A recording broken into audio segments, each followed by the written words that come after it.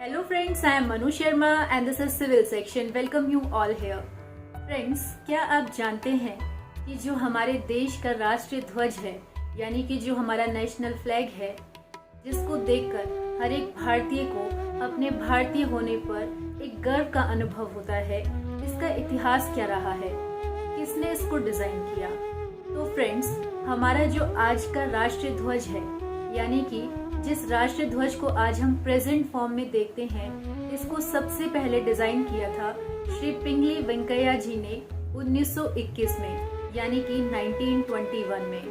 Friends, अब दूसरा सवाल ये उठता है कि श्री पिंगली वेंकैया जी थे कौन। तो फ्रेंड्स, ये एक भारतीय स्वतंत्रता सेनानी थे, यानी कि एक इंडियन फ्रीडम फाइटर थे। इसके अलावा वो एक लेक्चरर, एक ऑथर, एक जियोलॉजिस्ट, एक एजुकेशनलिस्ट थे और इसके अलावा वो बहुत सारी भाषाओं के जानकार भी थे। फ्रेंड्स, इसके अलावा अब अगला सवाल ये उठता है कि श्री पिंगली वेंकैया जी के दिमाग में ये विचार आया कहाँ से कि हम भारतीयों के लिए एक ध्वज होना चाहिए। तो फ्रेंड्स, इसके पीछे भी एक कहानी है। श्री पिंगली वेंकैया जी ने 19 वर्ष की उम्र में ब्रिटिश आर्मी में एनरोल किया था, यानी कि दाखिला लिया था, और दूसरे बोयर युद्ध यानी कि सेकेंड बोयर वॉर, जो कि 1899 से 1902 के बीच चला था, यानी कि 1899 से 1902 के बीच चला था, उस दौरान उनको साउथ अफ्रीका में तैनात किया गया था।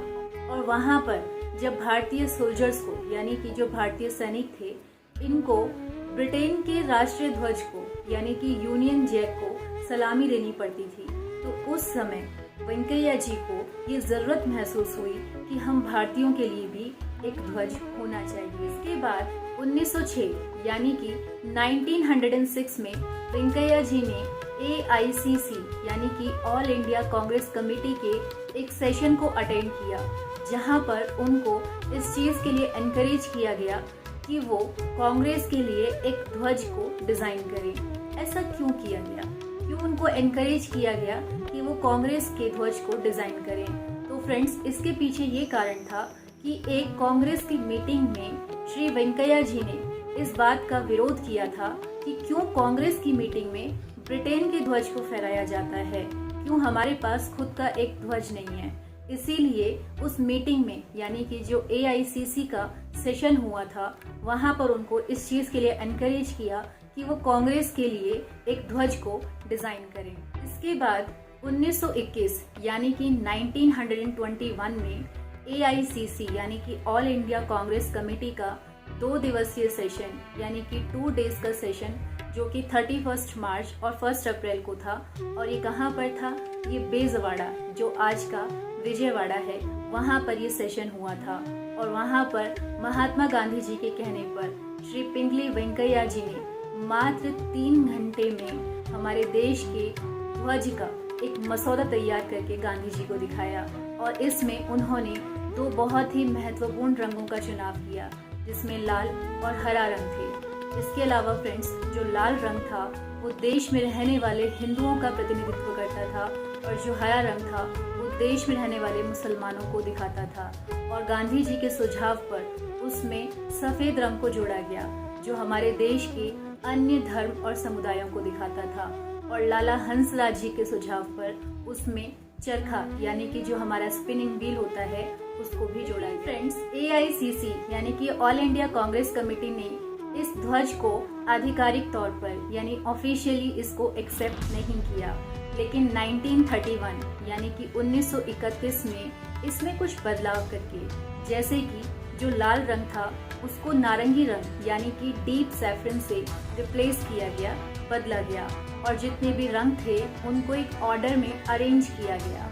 और इस तरीके से AICC यानी कि ऑल इंडिया कांग्रेस कमेटी ने उस ध्वज को आधिकारिक तौर पर एक्सेप्ट किया, उसको अपनाया। और उसके बाद वो जो ध्वज था वो कांग्रेस के ध्वज के रूप में देखा जाने लगा, और पूरे देश में उस ध्वज का उपयोग किया जाने लगा। लेकिन फ्रेंड्स, हमारी आज़ादी से लगभग 1 महीना पहले एक कमेटी फॉर्म की गई, यानी कि एक समिति बनाई गई, जिसको हमारे देश के राष्ट्रीय ध्वज को सेलेक्ट करना था। और उस कमेटी ने ये रिकमेंडेशंस दिए कि जो कांग्रेस का ध्वज है उसी को भारत का राष्ट्रीय ध्वज बनाया जाए, लेकिन कुछ बदलाव करके।